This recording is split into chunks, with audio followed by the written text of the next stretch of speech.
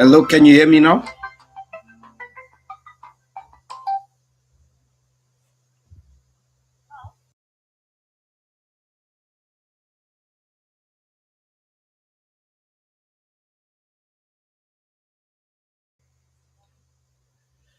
Okay, sorry about that. Can you hear me now? Please put a thumbs up if you can hear me.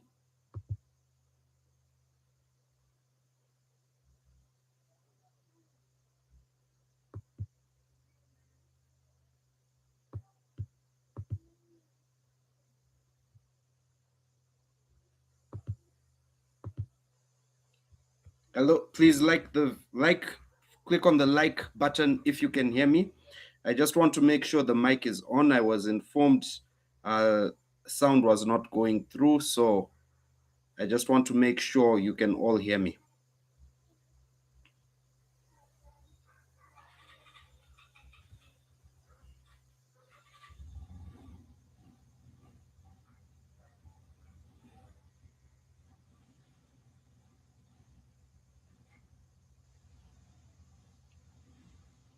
Okay, I'm hoping you can hear me now.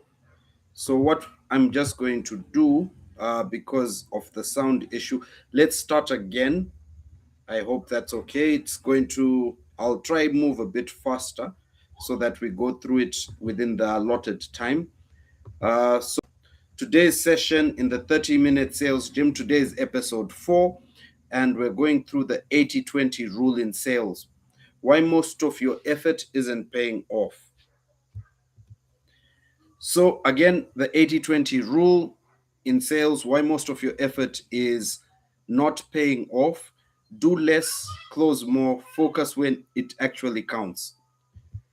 Now, the reason for this topic is my strongest belief is sales is a science, it's not an art.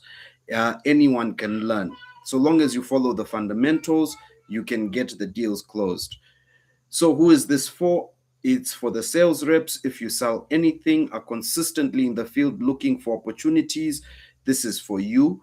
This is also for business owners and entrepreneurs trying to figure out how to improve sales on their products, increase revenue.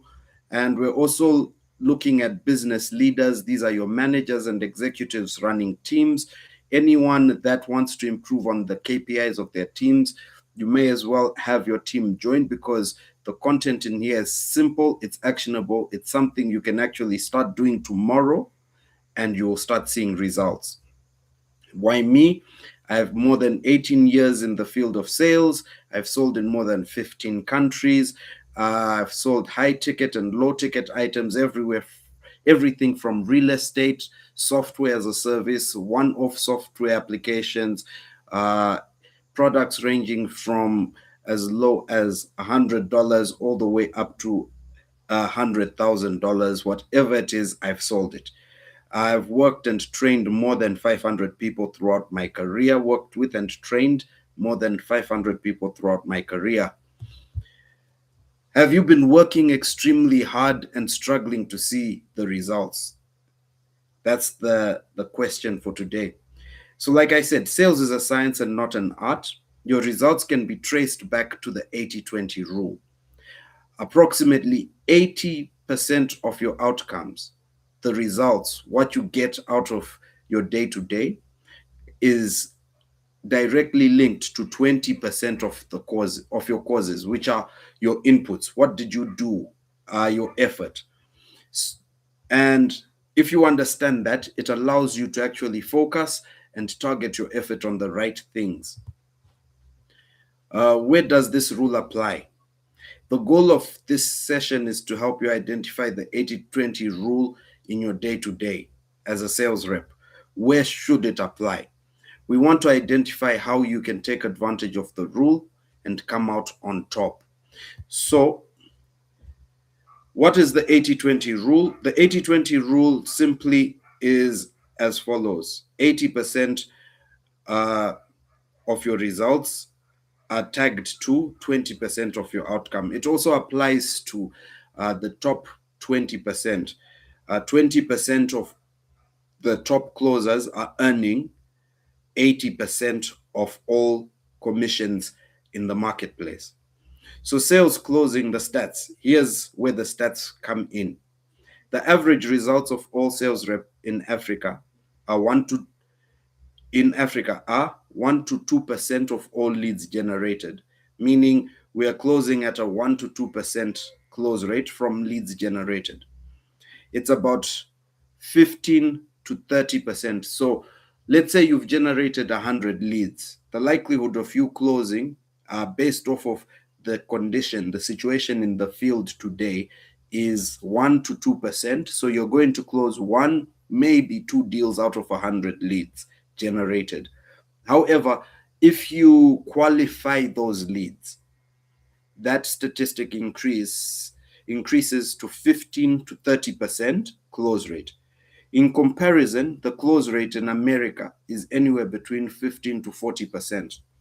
That can be attributed to multiple factors, including tools that are available in the US, where they're able to qualify leads better. Uh, they have so many tools there as compared to what we have here in terms of if I want to know details about a specific individual. And also, it's a mature market where people are liquid, so it's easier to sell and the close rate is better on qualified leads. So here's the difference between a country that is more developed in sales versus a country not as developed. In more developed countries, they have more advanced tools for qualifying leads, which I mentioned earlier. Sales reps are trained to qualify their leads. It's mandatory. It's part of the game. If you don't know how to qualify your leads, then you're not doing anything. You're shooting in the dark.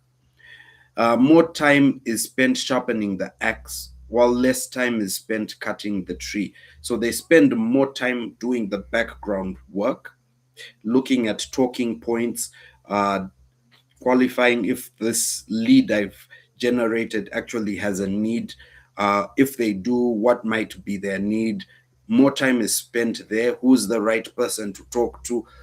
As compared to here, where generally you just generate a lead, look for the phone number, and make the call. So here we spend more time cutting down the forest with a blunt axe. Most sales reps in Africa think that qualifying simply means finding the phone number of the lead. That's not the fact. Spend more time. So the suggestion here is spend 80% of the time qualifying and researching, and 20% making the calls. I'll give you a story. When I started in cold calling, in my earlier, my I believe that was my first real sales job. uh, what I would do is I'd get home from work and spend the whole evening qualifying leads, doing lead generation, looking for articles, figuring out who the right person to talk to, who is in the newspaper regarding the issue, the product I sell, or in relation to the service I'm selling, and then call them the next morning with talking points. A call would go something like, "Hi, my name is Carl. I understand you are the right person to talk to.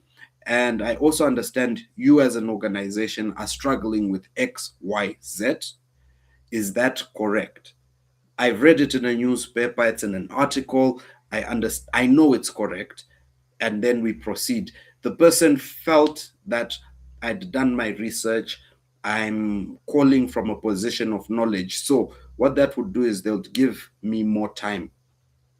So spend more time working on qualified leads and disqualifying people that will most likely not buy. It's funny, you could spend a year following up on people that are not interested in buying. People have a general tendency of not wanting to disappoint other people. So they will string you along. No, we're still thinking about it. No, we're still figuring out the budgeting. But at the end of the day, they're not going to buy anything. Whereas there's a prospect out there, qualified lead, who's willing to buy on the spot. So spend more time with your qualified leads. Where else does this rule apply? So you practice the 80-20 rule as well in the pitch. So 80% of your sales pitch is discovery, while 20% is solution. Previously, we were talking about the 80-20 rule in terms of generating leads and then qualifying the leads and then actually making the call. So now you're in the call, now you're having the meeting, now you're in the discussions. Spend more time finding out what the problems are and less time pitching your solution. A rule of thumb is ask more questions, listen, understand, ask another question to actually get down to the bottom of it. What's the gist of it? And then finally, go into the solution. What I always tell my teams, people I work with, people I train, is your product doesn't have doesn't solve one problem. It can solve multiple problems. It just depends on what the person you're talking to is trying to resolve. So when you spend 80% listening in discovery, this helps you to understand your prospect's needs more and improves your close rate. Not everyone is your customer. So another area where this 80-20 rule may apply: 80% of your leads may never buy. So if you've generated 100 leads, you'd probably go down and realize 80% on average are not buying, but it's the 20 that are actually serious. It can't be, it's rare, very extremely rare to have 100% people interested in what you have to sell. And as a sales rep, that is the rejection. Why do most people not want to enter into sales? Is because of the fear of rejection. They don't like no's. And it's also the reason why a lot of people give up. Uh, However, it's been proven you're going to get the no's, get a thick skin, move on. The 80-20 rule has accounted for that. Quickly identify time wasters and spend more time with leads that are more likely to buy. Then let's go into, where do you spend most of your time? This is a question to you.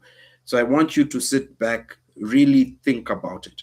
Really take your time and analyze, break down your entire sales process. Find out where you're spending most of your time. Are you spending most of your time on administrative work, which are your reports, emails, writing proposals, uh, analyzing the numbers, etc.? Or are you spending time on unqualified calls, which is just you sit there, you generate all the leads, and then you spend a whole day making calls to unqualified people, hoping that some of the mud you've thrown at the wall will stick? Or uh, are you spending your time on random follow ups? That's following up with everyone that smiled at you. I mean, anyone who simply just suggested that, oh, that what you've said is interesting, and then you quickly tag them as a warm lead or a hot lead and you start following up. So, which one of these three are you? Or are you doing all three? Take some time, think it through.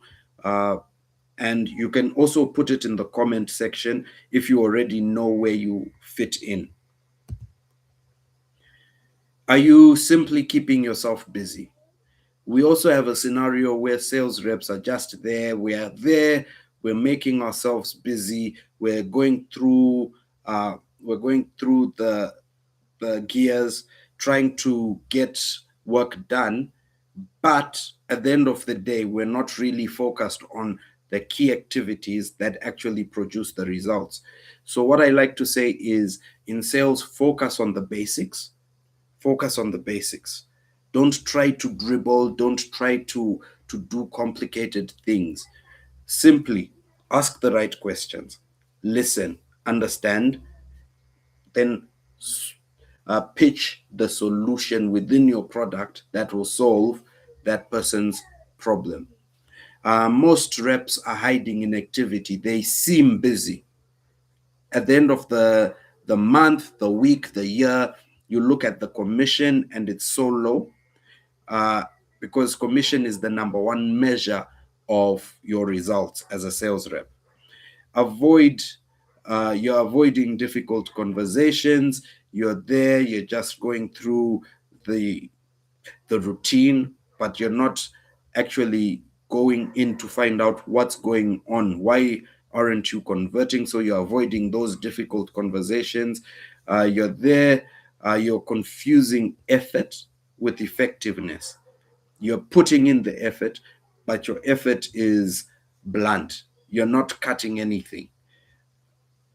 Are you simply keeping yourself busy?